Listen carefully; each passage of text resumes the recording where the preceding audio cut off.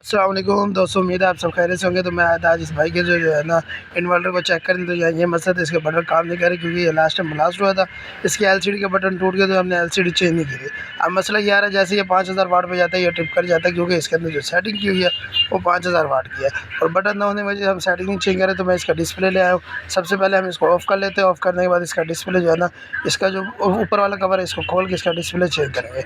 जैसे कवर खोलते तो आप डिस्प्ले की हालत देख सकते हैं, एक बटन लगा और 2 बटन इस डिस्प्ले से गायब है। अब इस पुराने की जगह हम ये नए वाले इसका जो है ना डिस्प्ले ये चेंज करेंगे। इसके तीनों बटन लगे हुए हैं, साथ इसकी वायर का कनेक्शन मौजूद है। इसको सबसे पहले उस डिस्प्ले को वहाँ से उतार के इस डिस्प्ले को उसकी जगह पे हम लगा देते हैं। लगाने के बाद जो है इसका इन्वर्टर है मैं वो दिखा देता हूँ आपको। ये हमारा इसके सामने इन्वर्टर का अंदर वाला इसे इसके अंदर ये सामने 3 पॉइंट नज़र आ रहे हैं। यहाँ पे हमारी इसकी तीनों वायरें लगी हैं। लगाने के बाद इसको मैंने चालू किया। चालू करते ही मैंने इसको जो है ना ऑन कर लिया और आप यहाँ देख सकते सामने लिखा है ताहिर पावर सोल्यूशन मुल्तान। ये मुल्तान के अंदर बन रहे हैं, ठीक हो गया।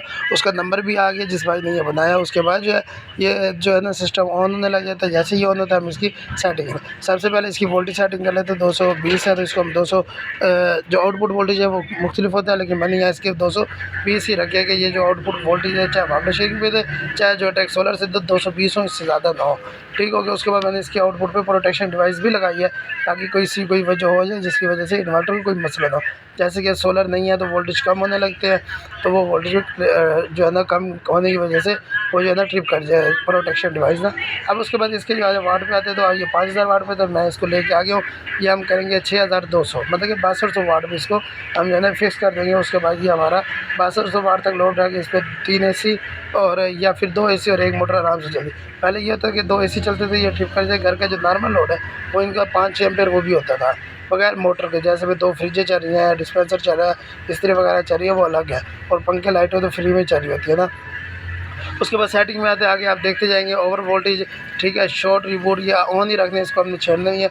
उसके बाद आउटपुट जो वायरिंग है वो भी ऑन ही रखेंगे, ठीक है। इसके बाद इसको मुकम्मल करने के बाद इसको हम जो है ना कंटिन्यू रखने के बाद एंड पे जाके हम जो करेंगे वो बटन प्रेस करेंगे और ये सेव हो जाएगा। ये इसके बाद ये सेविंग पे चला जाएगा।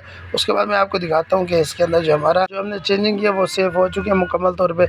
अब इसको हमने ऑन किया, ये TPS मुल्तान और फिर ताहिर पावर सोल्यूशन लिखा हुआ है। उसके बाद जो है इसको मैं आपको दिखा देता हूँ। ये बेहतरीन माशाल्लाह ऑन हो चुका है और बेहतरीन वर्क कर रहा है, आगे लोड भी चल रहा है। तो उम्मीद है दोस्तों वीडियो अच्छी लगी हो, वीडियो को लाइक, चैनल सब्सक्राइब कीजिएगा। मिलते हैं नेक्स्ट वीडियो, तब तक के लिए अल्लाह।